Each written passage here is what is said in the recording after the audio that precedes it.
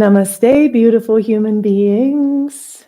Welcome to the Prana Code, episode 2. I'm so excited to be here with you today to go a little bit deeper into what we might call the 4 pillars or the 4 foundations plus the 5th that I'll go into, but the 4 foundations that drive our desires, that drive our prana, our energy, so that as we understand the unconscious ways our energy is driven, we can begin to liberate ourselves from the unconscious patterns and begin to gather and direct and stabilize that energy in the way that we want.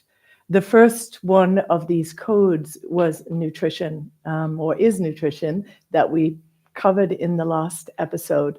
The second one here is fear, dealing with fear, the impulse of the human being for self-preservation, and how powerfully that influences our energy at any given moment. So that's number 2. And then the other 3 are sleep, which is a huge factor in how our mind-body energy system is working, and how to optimize sleep so that we're not caught in unconscious cycles of behavior and energy caused by lack of sleep, and so we can promote good, deep, restful sleep. So sleep is one of them. Sex is one of them. Managing the sexual impulse, learning how to harness the power of the sexual energy.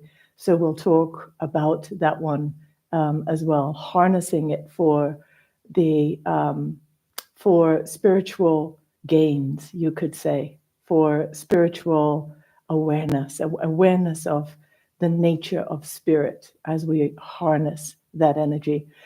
And then we have the idea of love and connection, and how powerful love and connection is in the way it builds our life force and helps us to sustain life force. So we'll be going through these prana codes. I'm super excited for each one of them. And what it speaks to as a whole is the life of yoga. Yoga as a lifestyle, not merely a practice that is on the mat, but yoga as a philosophy of life. Yoga as a methodology of living where we are paying attention to everything, to the whole. We're not trying to deny any part of life, but we're learning how to live skillfully in life. So that's the overview of the Prana Code series we are investing our curiosity into right now. Let's come sitting up nice and tall. I'd like us to start with the Guru mantras. Om Guru Brahma, the creator. Guru Vishnu, the sustainer. Guru Devo Maheshvara, the one who helps us to dissolve and release all that doesn't serve. That includes fear, that includes negativity. So let's chant together. If you don't know it, just listen. We'll chant 3 times. 3 ohms first.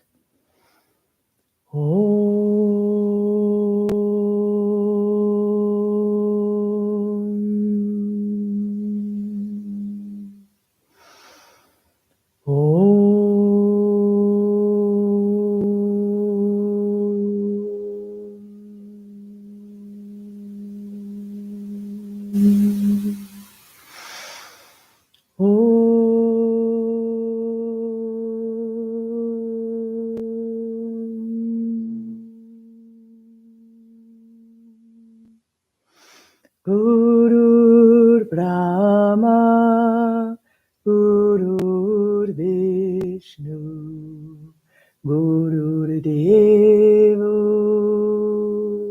Maheshvara, Guru sakshat param Brahma tasmai Shri Gurave Namaha. Om Gurur Brahma Gurur Vishnu Gurur Devo Maheshwaraha Guru Sakshat Param Brahma Tasmai Shri Gurave Namaha. Om Gurur Brahma Gurur Vishnu Gurur Devo Maheshwaraha Guru Sakshat Param Brahma Tasmai Shri Gurave Namaha. Om Shanti Shanti Shanti.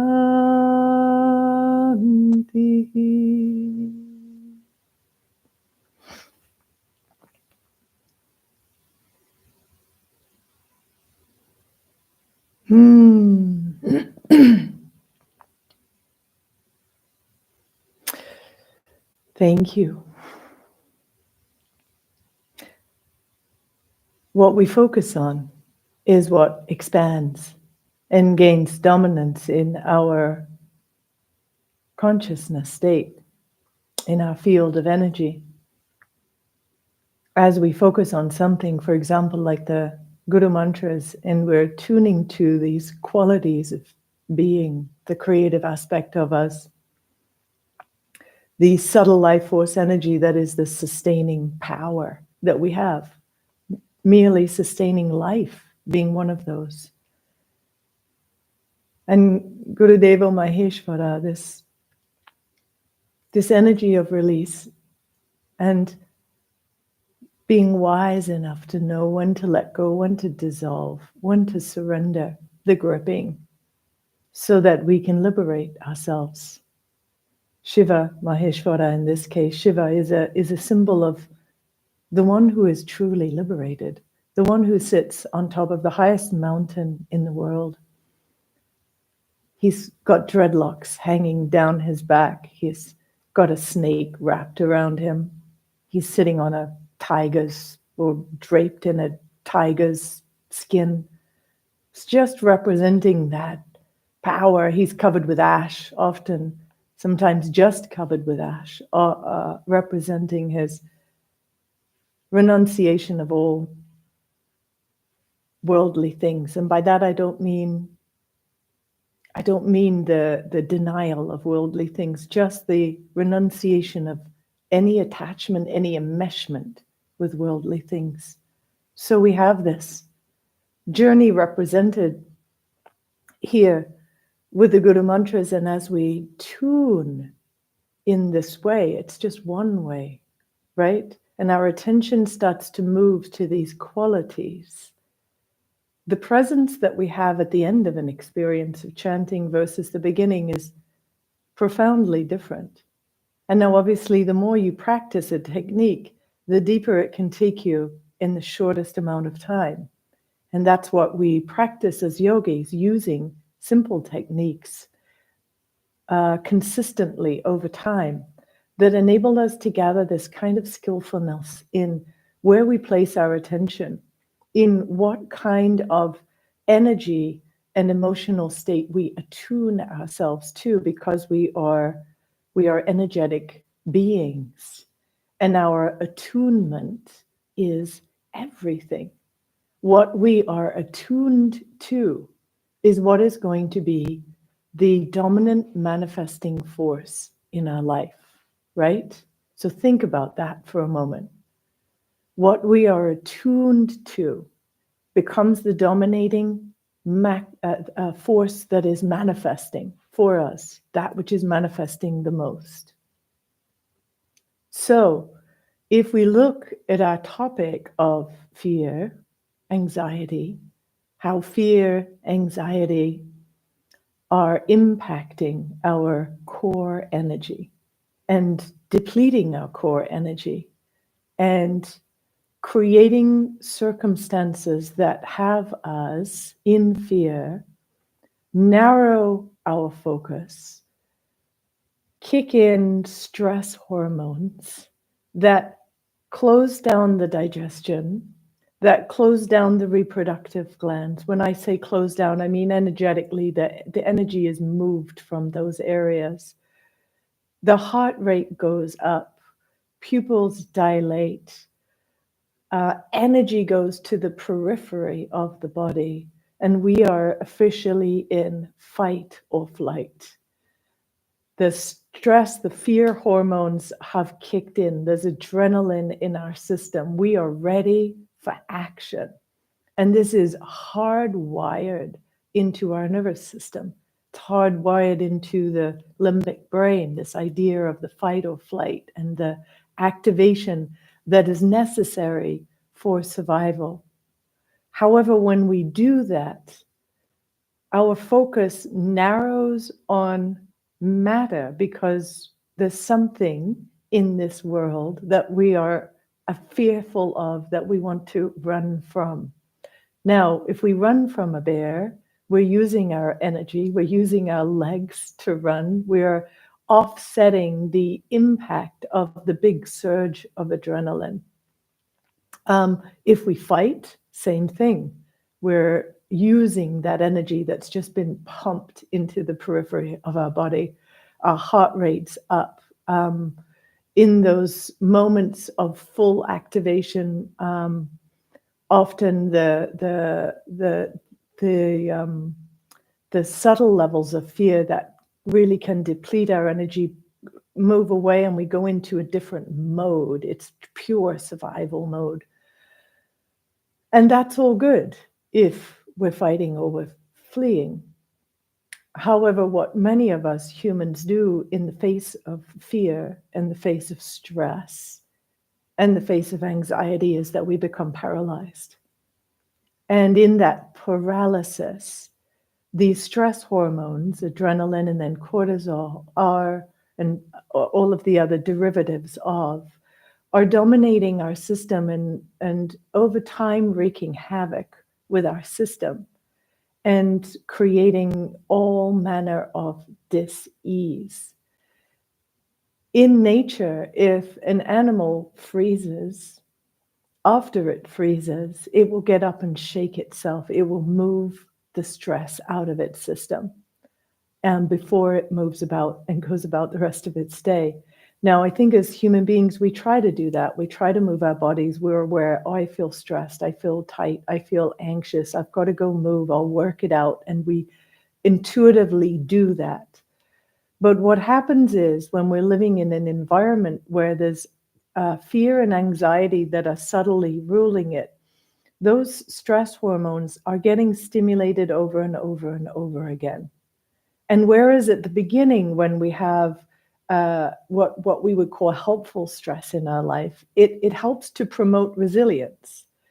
If there's some level of fear in our life, perhaps we activate ourselves to rise up to face what we're fearing, and in doing so, we create resilience and a capacity to be with it in a different way, or a capacity to overcome, which builds self-trust and self-confidence.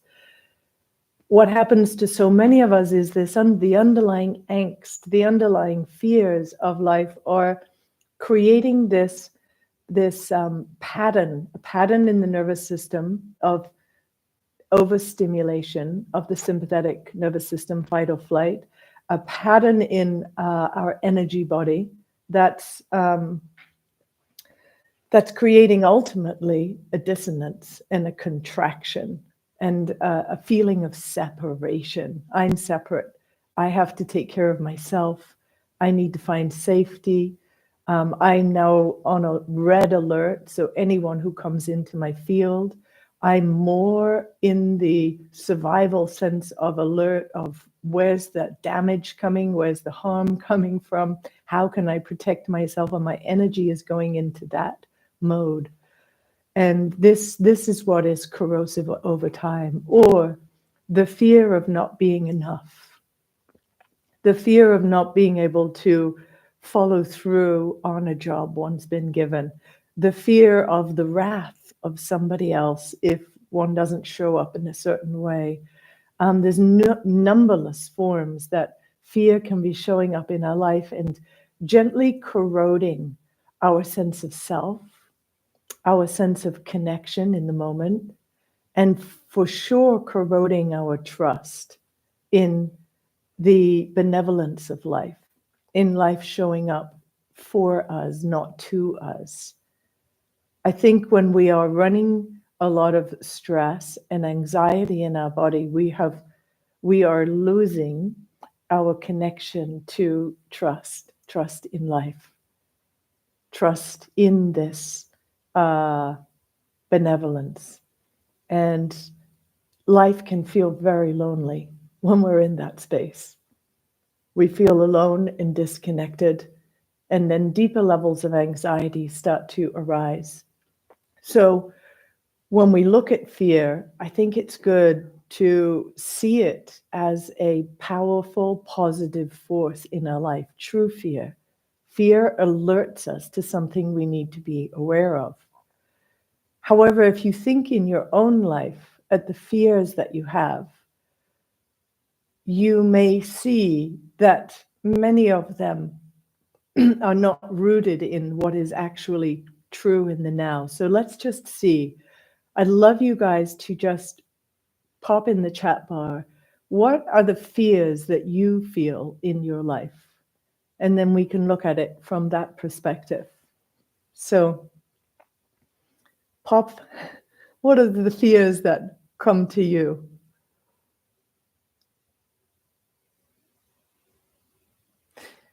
And as you do that, I'll read you that Martin Luther King Jr. had said, normal fear protects us, right? That's the positive kind of fear, if you like. There is danger. I need to be alert or aware. Abnormal fear paralyzes us. And abnormal fear is the distortion that the mind creates when it hooks onto fear and create stories around fear. And then those stories create a certain chemistry in the body. And I will speak to that next. Oh, here's a great one. Financial security. Yes. Yeah. Fear of being alone for the rest of your life.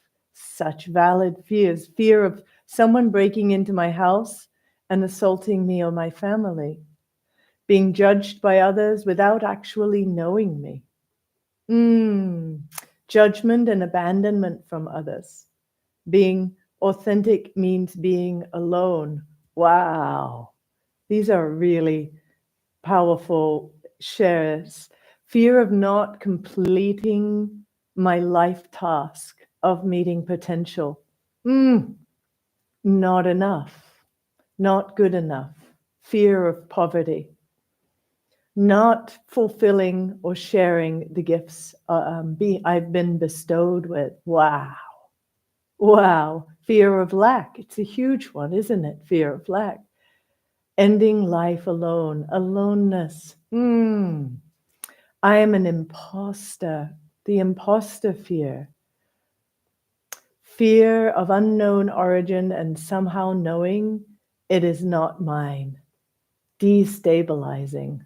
Ooh. Fear of not ever fulfilling my purpose. Fear of not being strong enough to push through all of my limitations. Fear of fear. Yes. Fear something will happen to my children. Wow. It's so powerful, isn't it? Just to be able to, to name what that fear is that's underlying. Fear of being disliked, loved, not being enough. Isn't that interesting? Fear of being disliked, fear of being loved too. Gosh, yes, you guys, thank you for sharing these so much. It speaks to the idea that if we see the gems right here, like as we read these and we feel into each other, we can feel the gem that's right there, that's connected to that fear.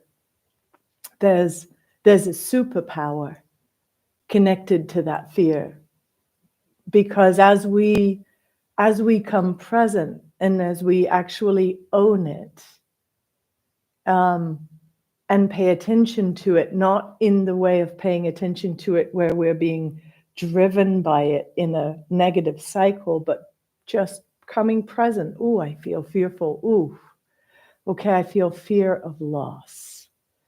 And then taking the time with that fear and just writing it out. So I feel fear of loss.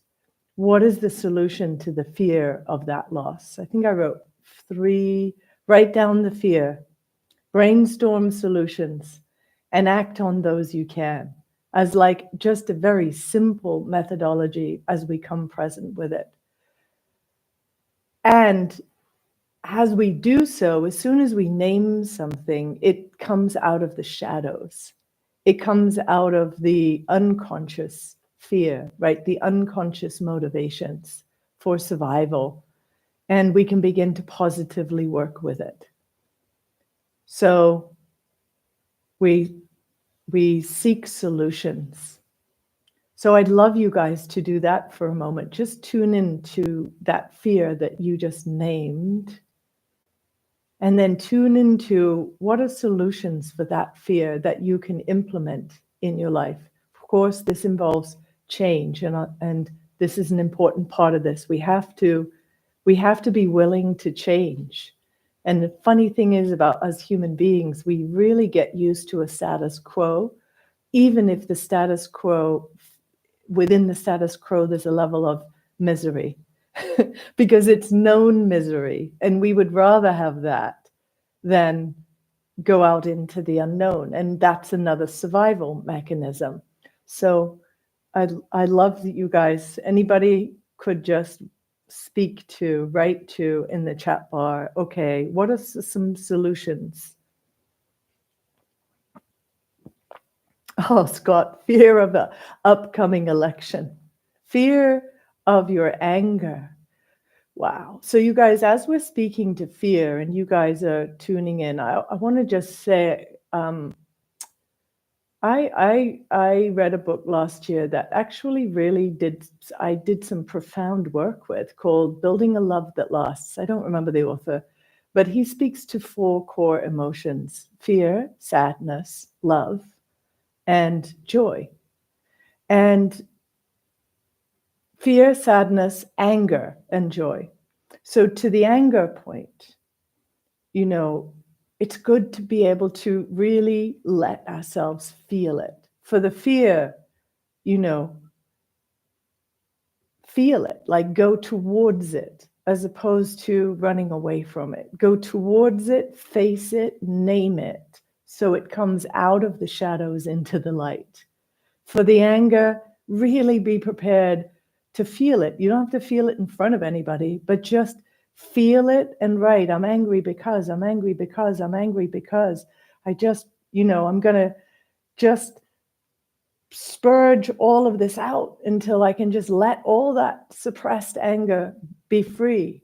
Same for fear. I want to just come present with it so that it's not lurking in the shadows, controlling me.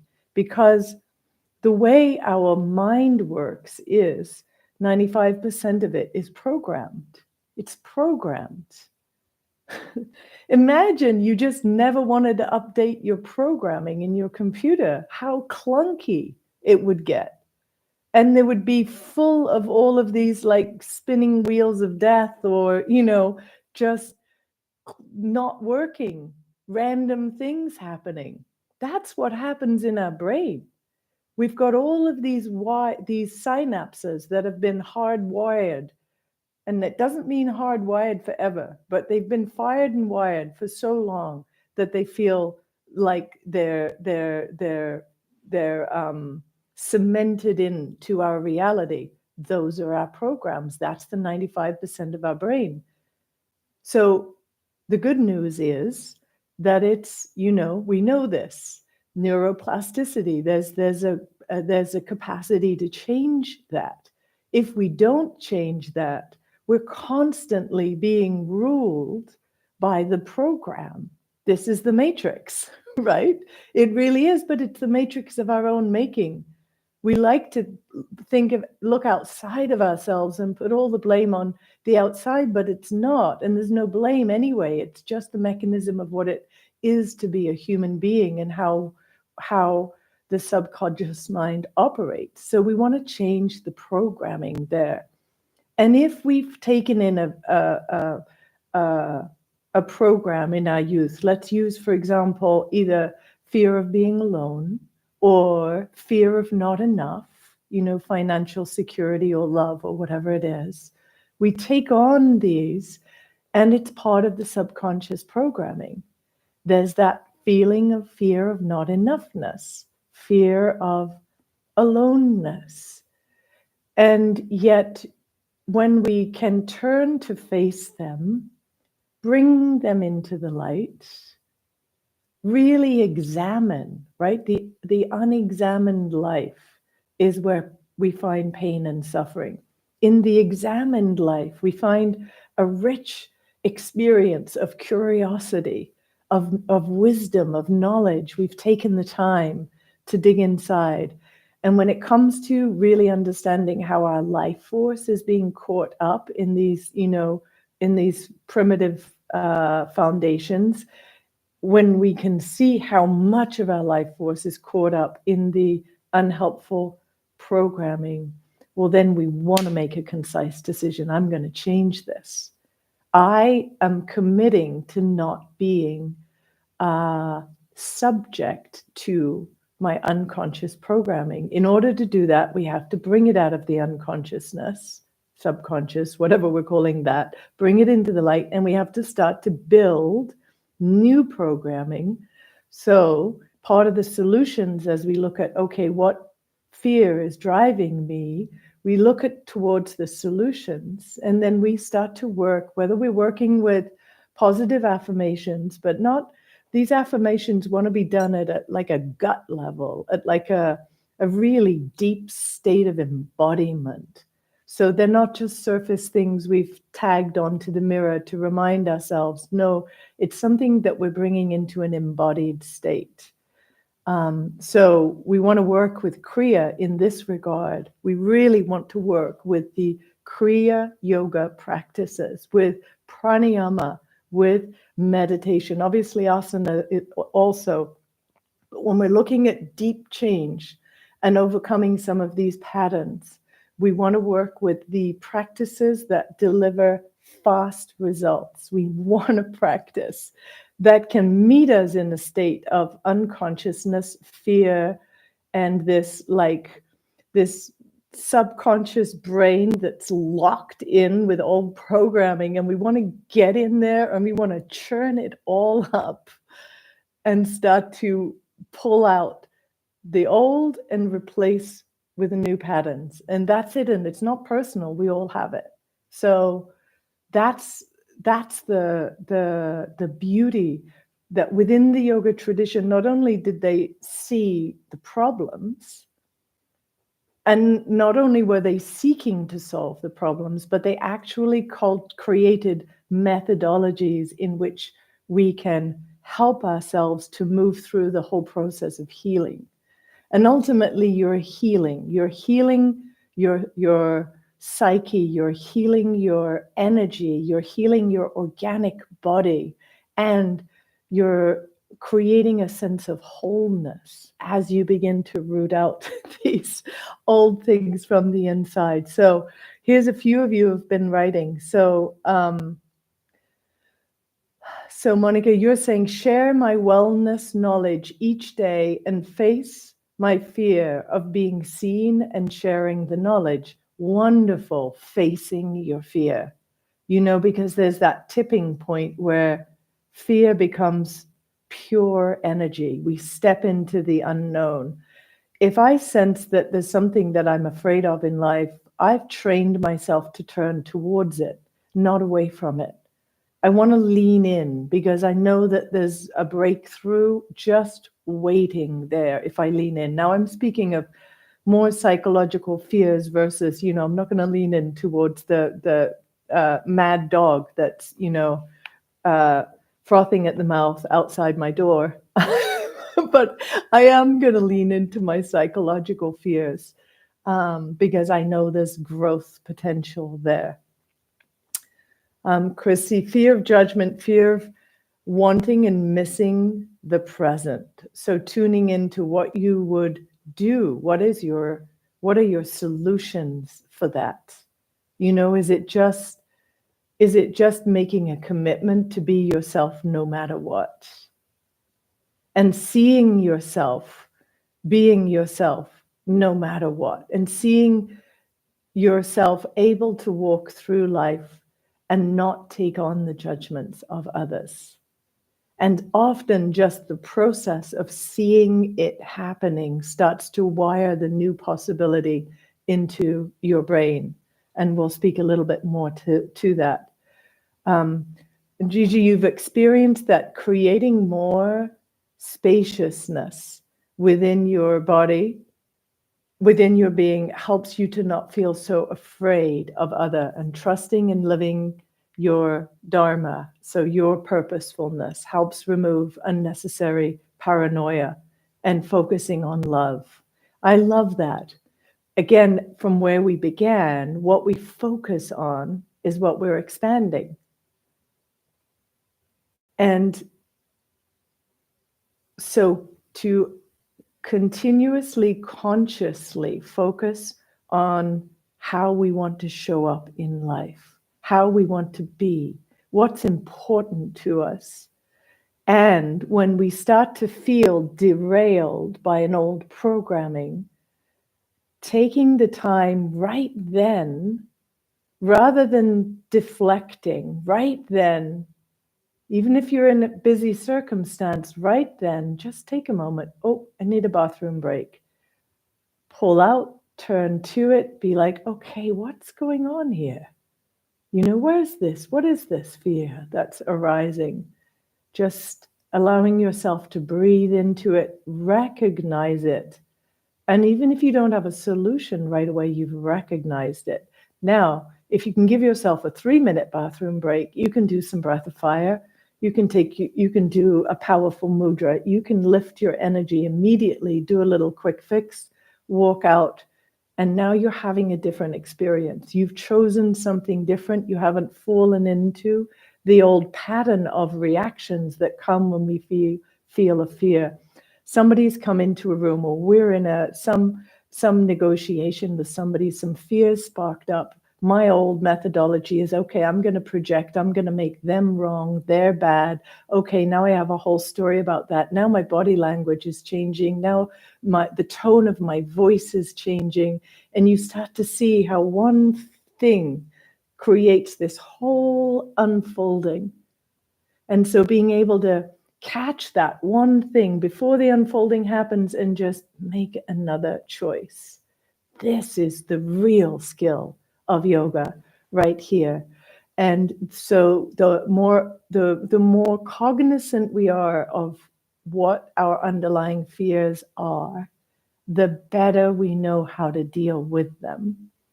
And when they come up, we can do a little adjustment very quickly. This is what makes us very resilient in life. There's a capacity for infinite adaptability. We can adapt to whatever the circumstances are.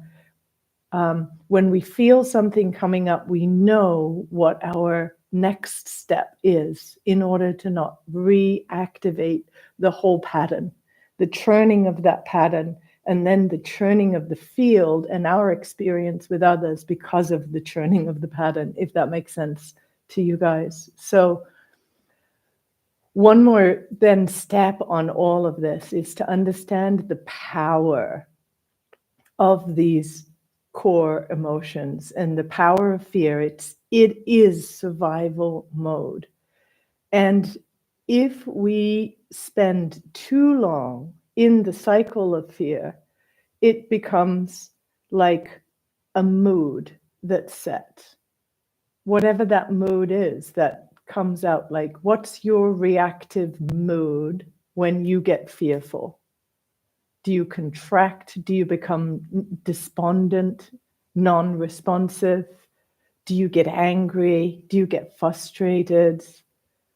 Because whatever your defense mechanism is that's built in around your anxiety and your fearfulness, it's if you linger in it too long, it creates a whole state of being that has a specific body chemistry to it. It has a specific like feeling tone to it. It has a specific frequency and vibration. And so then we start to see how our experience of fear and then how we sit with it and fester with it and creates a whole greater feeling tone that can last days. It can last weeks if we keep chewing on it, because what happens, especially when it's a core foundational fear, going to be alone, or won't have enough, or something's going to happen to my family, those fears can fuel such that this feeling tone for such a long period of time that it actually starts to become us. And so you see how much life force can get trapped in that. So we want to be investing ourselves in practices and processes that are liberating that energy. That's a true meaning of a Kundalini awakening. It's not sitting doing something and waiting for a light bulb to go off and boom, I'm enlightened, or waiting for a jolt of energy to move up through our spine. No, to become awakened, to raise our awareness, is to become aware of what we're not aware of. That's in that 95% subconscious programming of ourself. So fear and our relationship to it is a key one, because fear is often the instigator for a whole host of the other feeling tones, emotions that we may experience. So then it comes down to, okay, so how do we break that? And we want to break it with a practice that has the power to cut through that dominant emotional mental state that's been created, right? So we need to have that. We'll do a practice now. It's one of my favorites. There are so many. I think that I want to actually create a course that's specifically for overcoming fear and anxiety, because there are so many incredible practices that help to break the pattern that we've been in. And then, there's a process. We want to break the pattern so that we create a state of feeling whole. Then we want to consciously attune ourselves to a state of being that doesn't have to be the opposite of where we've been, but a state of being that we want to be inhabiting in our life. So give me some examples, you guys. So you don't want to be in the fear state. What is a state of being that you would like to be holding consistently in your life, that you pattern into your experience of self? What is that state of being? And acceptance, Susie had already written in there, which I love. Mark's saying, when I feel fear and doubt, I always ask, what else can be true? Putting other possibilities into my consciousness disarms the fear. Wow, Let's add that to that list of questions. What else can be true? That's a powerful one. Love, love, love. So here we are: neutrality, authenticity, grounded, balanced, gratitude, peace, pure presence, inner grounding, equanimity, the middle path, receptive of abundance. I want to slow down so we can feel these. Receptive of abundance. What does that feel like? Curiosity. Momentum. What does momentum feel like? What does contentment feel like?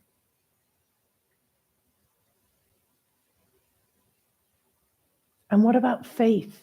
What does it feel like to have faith?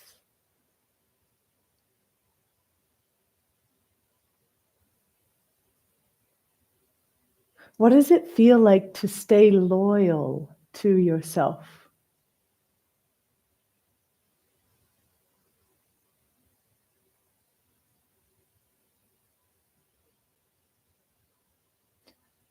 What does it feel like to be in gratitude?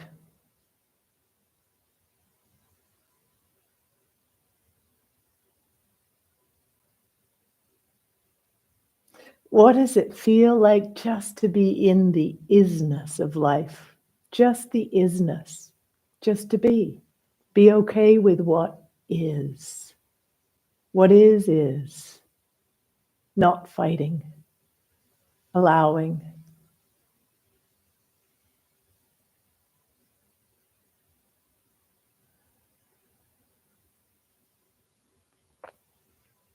And then, what does it feel like to be safe? What does safety feel like?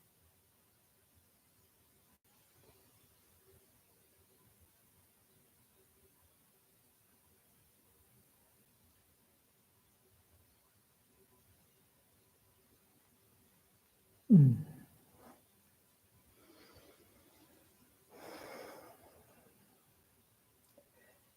I feel the power of all of you as you're tuning in this way.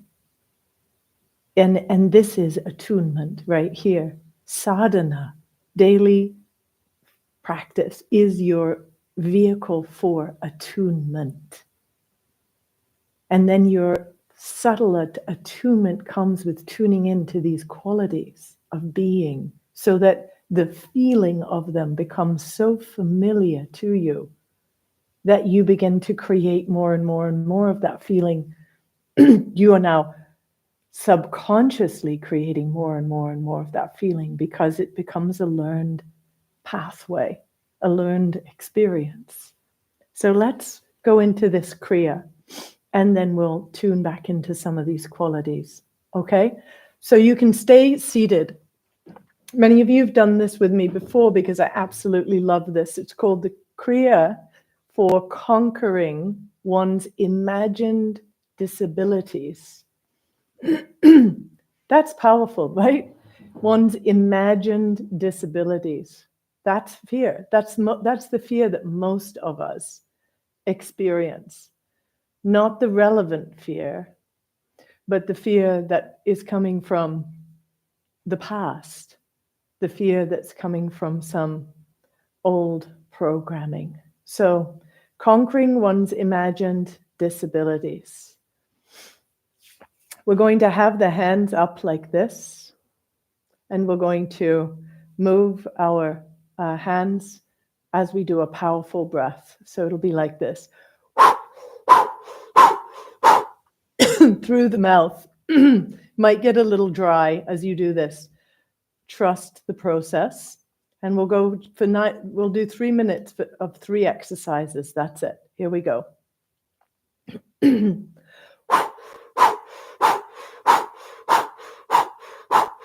Eyes can close.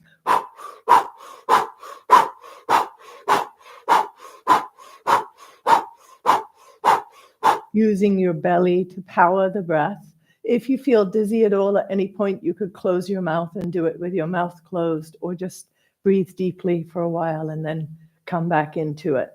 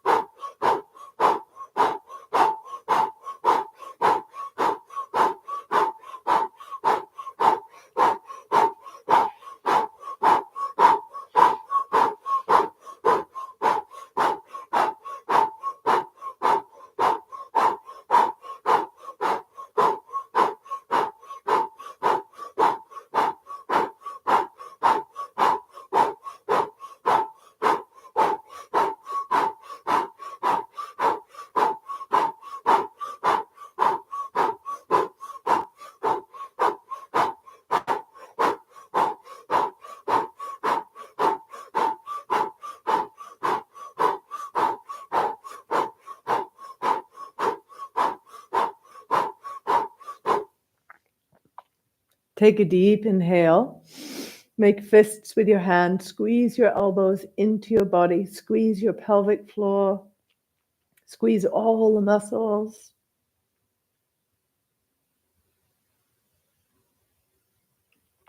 Exhale through the mouth. Again, inhale.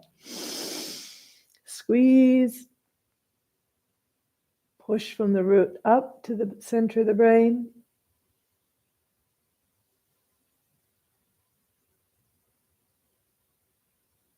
Exhale. One more.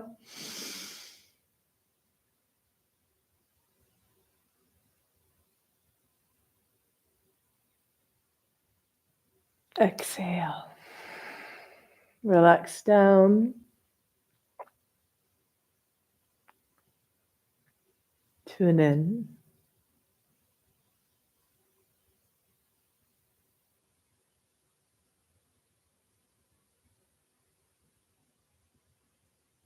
And tune to the quality of groundedness here, presence, awareness, like the quiet witness.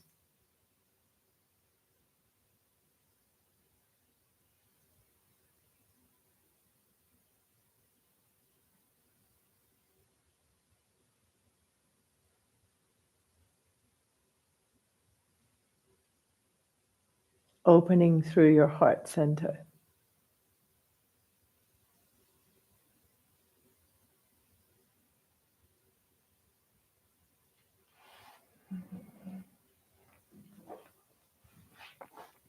Now, palms facing forwards, and same breath. Here we go.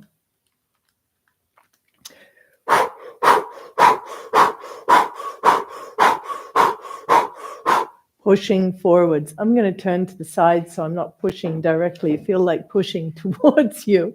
I'm going to just push out in front of me and you do the same.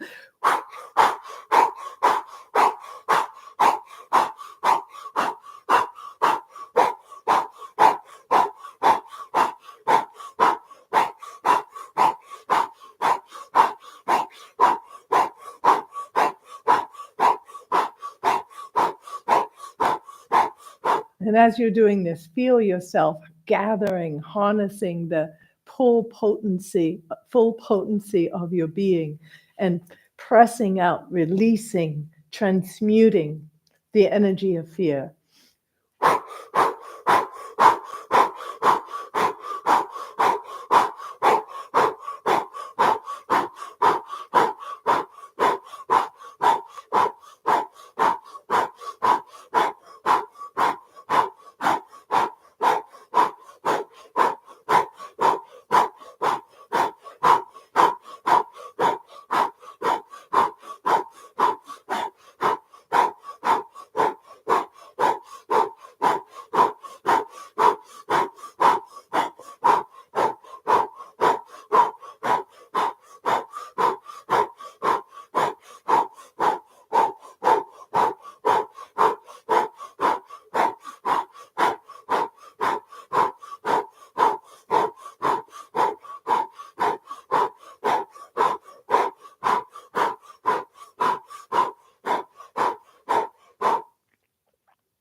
Keep it up, nice, powerful breath. Feel your center even as you're doing this powerful movement.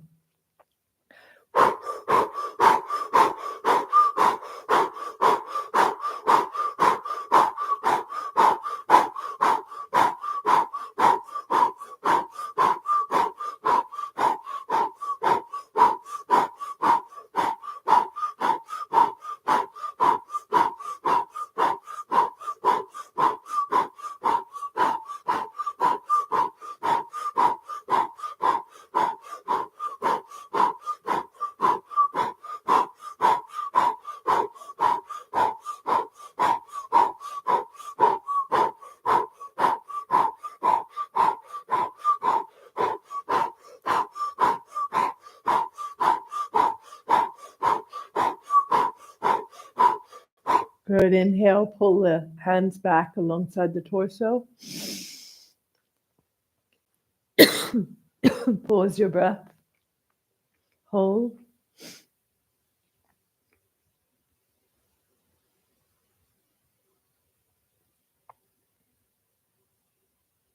Exhale as you're ready. 2 more breaths. Deep inhale. Squeeze Mulabandha. Press the energy from the base of the body. Hug the elbows in. Push up towards the center of the brain, like moving that survival energy from the lower centers up to the command center. And one more of those.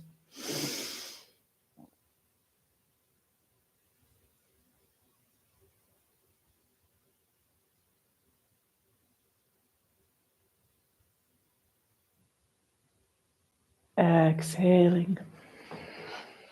Sitting quietly.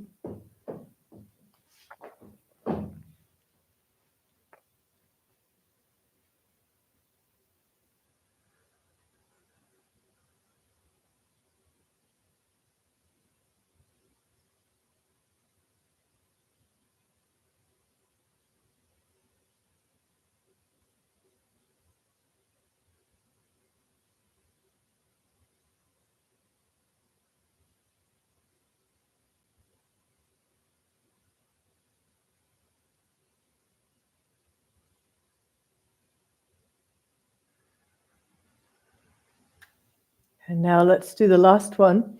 Arms out to the sides. And you're moving your arms in circles. And breath of fire. Here we go. Sorry, not breath of fire. Same breath through the mouth.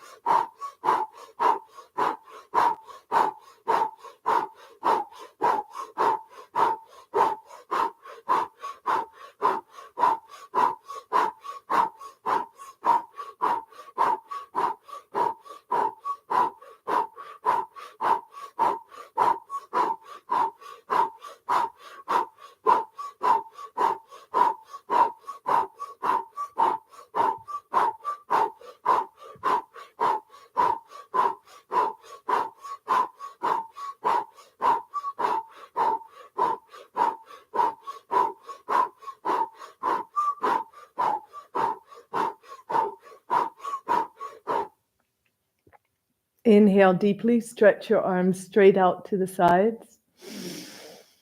Pause your breath, lift your pelvic floor, press the energy up, hug your buttocks in, sit bones in, belly in, push energy up to the center of the brain.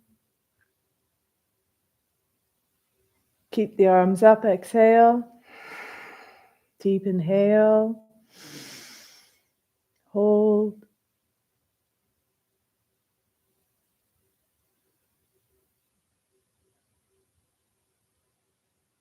Exhale. One more.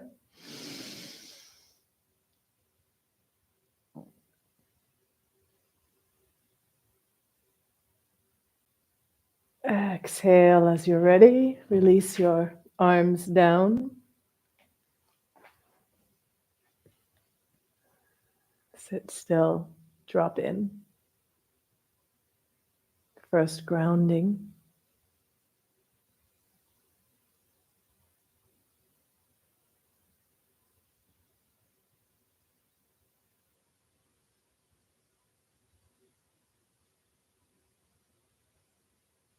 Tuning to the energy of safety. What it feels like to feel safe and held.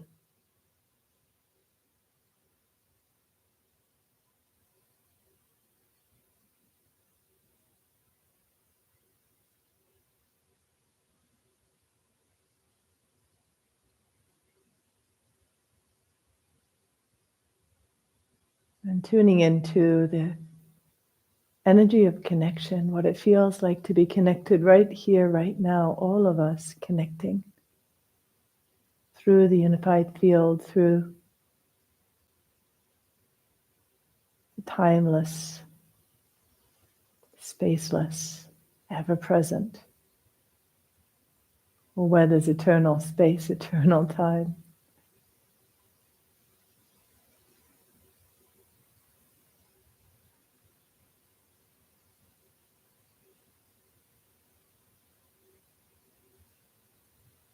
And tune into your sense of personal power. What does personal power feel like?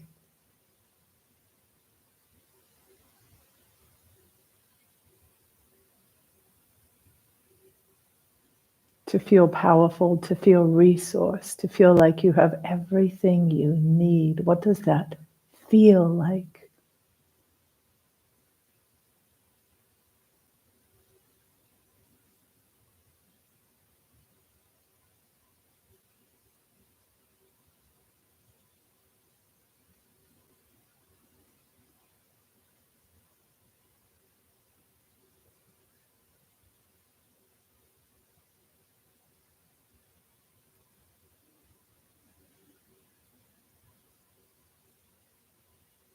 Tuning into gratitude. What does it feel like to be so grateful? So grateful, in such trust and gratitude. All that you are desiring is here. What does that feel like? If everything that you desired you had already, what would that feel like?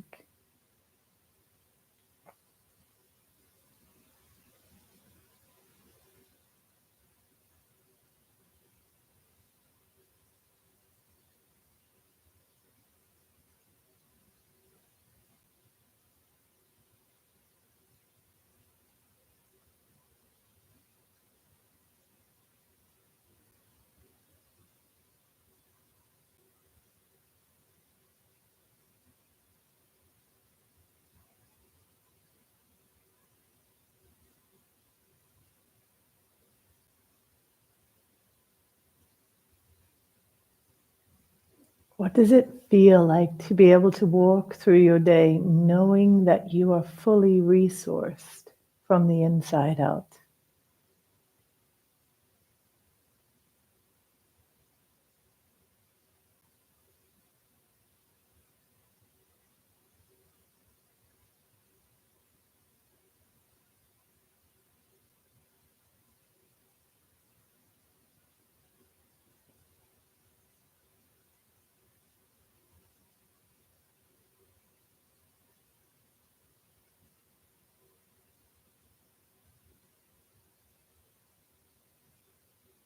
Feel yourself attuning here. What does it feel like to be really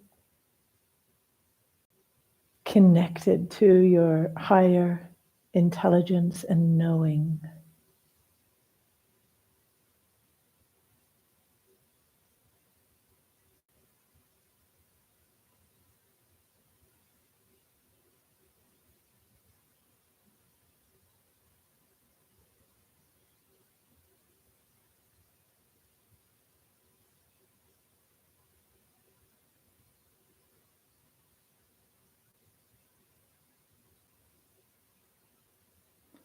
And coming back to that sense of we're all connected. We're connected to the totality of all that is. We're connected to those we love in our environment. We're connected through our homes. We're connected to the trees, to the birds, to the bees, to all the creatures. There's this unseen field of energy that is connecting us all.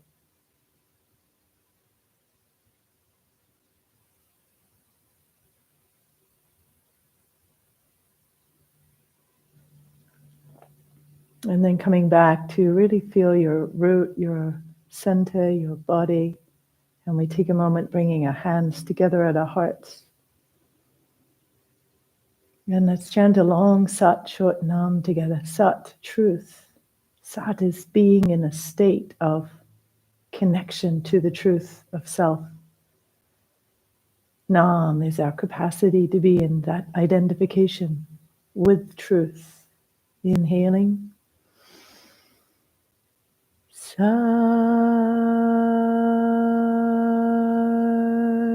Nam.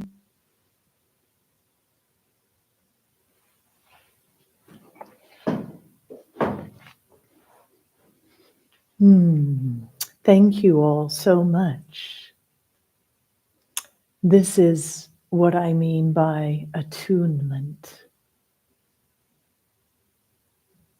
And you can do this kind of attunement once you get skillful at it, no matter where you are.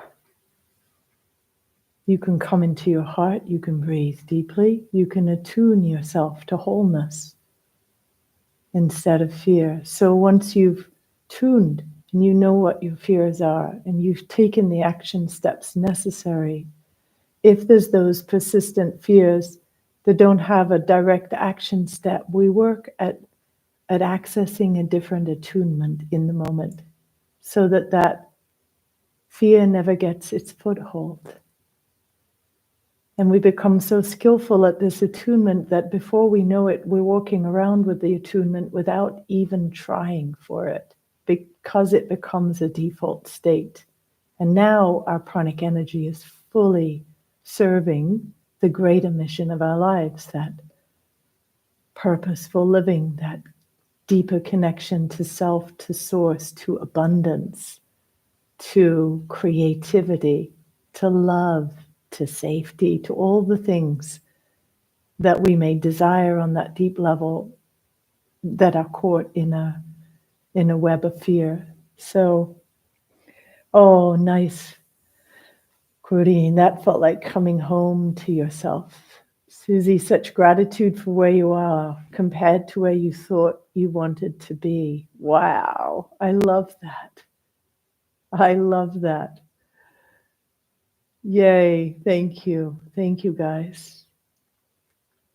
Yeah, this is a science. This is yogic science, and all these incredible luminous beings right now who are doing their kind of quantum physics, neuroscience teachings, genetics. They're all so supportive of this path of yoga.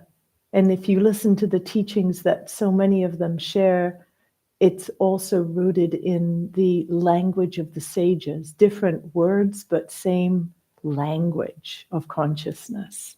And how blessed we are to be alive at these times and to have these tools. And I want us to really be aware that the attunement of the collective is on fear and overwhelm and trauma and all of the unsettling things. And it's our responsibility as a part of the whole to tune ourselves differently so that we can hold that attunement as a possibility for those who are not yet turning themselves in that direction. We can be a lighthouse in the midst of what's happening on a collective level. That's like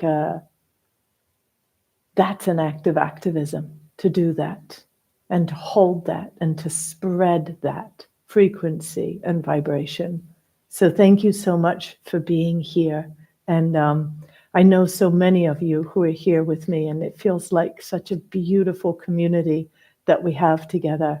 So thank you. And for those of you who are newer to the community, we have so many offerings coming up where you can dive into the teachings of Radiant Body Yoga and learn, the methodology of how we're approaching life in order to work with what we have, this extraordinary vehicle, all of the practices within yoga of asana, of kriya work, like we just did, of pranayama, of meditation, sequencing, of yogic philosophy.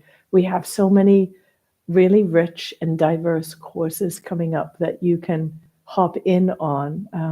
Kundalini in the Radiant Body, really learning about Kundalini yoga, what Kundalini is, how to access a state of higher consciousness at will. That's one training coming up. The Sutra series, it's a Yoga Sutras yogic philosophy course that was a huge hit last year. We're relaunching it this year. We have a 200-hour teacher training coming up. I'm so excited always to be able to share the core fundamental foundational practices of yoga with those who want to share it with others. So please tune in with us for that as well. The one we're doing this year, 2024, also has a week-long immersion connected with it. So that's a week in Mexico. And those of you who have done a 200-hour, who are interested in just a little refresh and an insight into how to integrate Kriya into teaching classes, it could be a good thing to hop into as well. And just watch our events page. We have a bunch of different offerings coming up in different parts of the world, on the East Coast, Kripalu, in Germany, in Cologne, also in England, in Yorkshire, and India. So different opportunities arising for practice. And we have an advanced retreat for advanced practitioners only. So that's somebody who's done one of the 300-hour modules with me, which are open to anybody, in Zion in October of this year.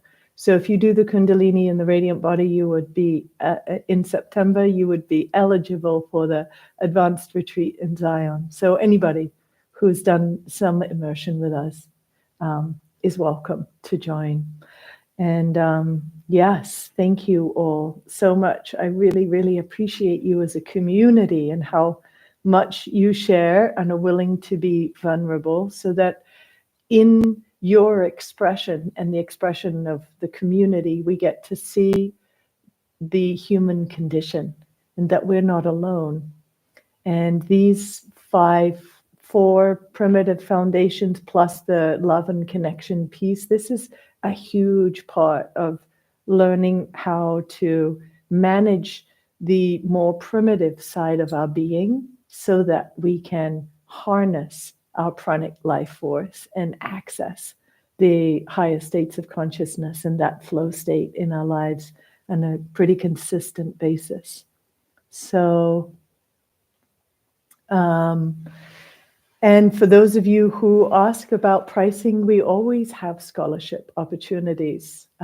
We don't turn people away. We always offer alternatives for study for those who don't have great economic circumstances in the moment. So there's always a way that people can practice with us. So And you reach out to team@kiamiller.com if you have questions around that. And we're especially excited for the 200 hour to support people who are wanting to give back in their communities. So if you're seeking scholarships so that you can teach and share in your local community, I would really love to hear from you. So yes, you could do this Northern Lights yoga. You could do this practice for 40 days. And I actually have this practice on Glow. It's part of a 40-day program, glow.com. You can go and each 10 days you get a new practice, and it's a whole series geared to break the dominant mental emotional patterns that are holding you captive, so that you can up level yourself. So you can either do this practice for 40 days, this Conquering One's Imagined Disabilities, or go to the 40-day program on Glow. They're all 30-minute classes. It's not going to take a big chunk of your day, but enough time to set yourself into a shift that you can sustain through the rest of the day. So check out those. I have a few different programs on Glow that helps to sort of hold your hand to guide you through day to day to day. That's a really good. That's a good way to go. And yeah, Jessica here in the chat bar is part of the Radiant Body Yoga team. Thank you, Jessica, for everything that you do. And she's got offerings in there.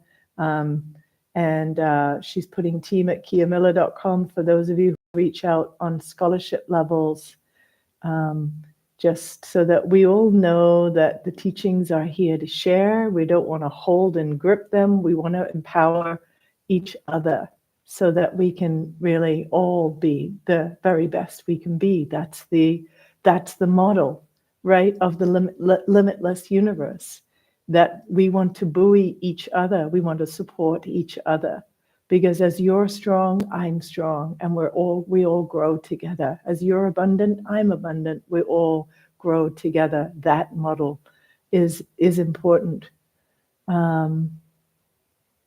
So I think it's called the Radiant Body Sadhana, Madeline, on Glow. It comes up as one of the programs, and yeah. It's the 30-minute one. There's a 30-minute program. All the classes are 30 minutes. There's a 40-minute one. They're all 40 minutes. And then there's a meditation one where I think they're 30 minutes as well. So different opportunities there. Thank you all. Also, our Radiant Body community is available for everybody for support for sadhana. And on Thursday, we're going to start a new sadhana to celebrate Buddha. It's an auspicious day to start a new sadhana. For those of you wanting, it's a 25-minute practice. It's pretty short. We're about to pop it into the portal, and you can do that for 40 days as a group. Or you can be doing whatever sadhana you're doing, but, receive support from people who are as invested in practice as you are or you want to be, So it's always good when you're like, oh, I want to be invested in my practice, but I'm not yet. Okay, it really helps to be part of a community of people who are all working toward excellence in that way. So you can also join us there in our community. Okay, so much love to you all. Thanks for joining me today. And let's carry this energy forward and be a light to those around us. So much love. Thanks for joining me. Love you, love you, love you.